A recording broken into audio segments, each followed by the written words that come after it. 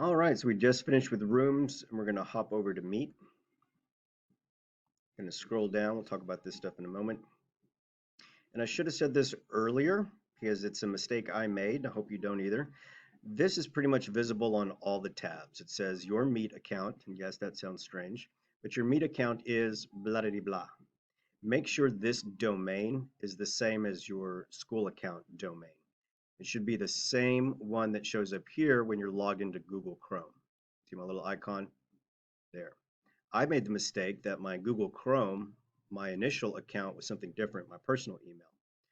And so in trying to set up all these breakout rooms, they would never sync because it's trying to go to this domain here because I started that room using that domain. Okay, that was a little geeky, but just make sure this matches. All right, so here we go. I'm going to click on Start Class. Here's our good old drop-down menu for courses. You can select which one you want and the number of breakout rooms that you want. Sure, maybe you created 5 or something maximum, but for this particular day or lesson, you're only going to need 2. I only created 2, so that's it. Maybe I just want 1. Nah, we're going to do 2, just so you can see what that looks like. All right, so there are 3 different ways to actually start this up. It's kind of up to you. I just have a little caveat, and we'll talk about it briefly. So if you click on this button here, you're going to open both the main room and your 2 breakout rooms all at once, which is great. Some of us like to start out in Google Classroom though. So let me go on over here. So I'm going to start it here. And this is why I do it this way. So if you're using any of the attendance extensions, then this gives you the chance to go ahead and set it for the right class. So you had the wrong class, so now I can pick the right one. Except my little video screen's in the way. There we go. All right, so we're in camera.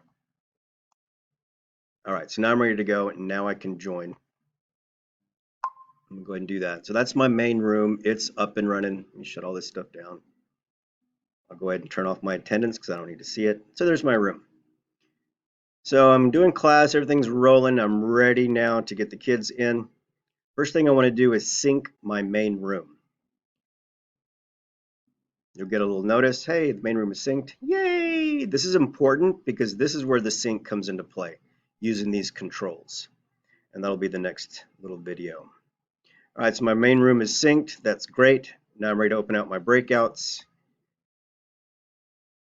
You can see that they start opening automatically. Thanks to our settings, I'm going to join automatically. I wouldn't worry too much about the attendance showing up in these rooms. It doesn't seem to matter much, I think, because you have it on in the main room. So again, this method is great if you're working with an attendance extension.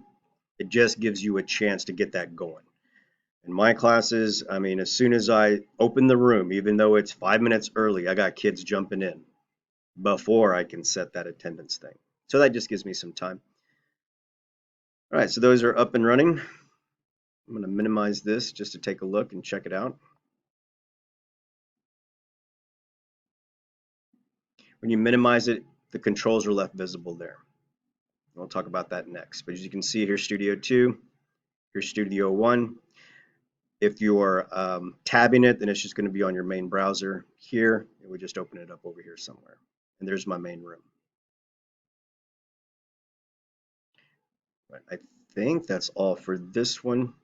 I'll stop recording, then we'll talk about these controls.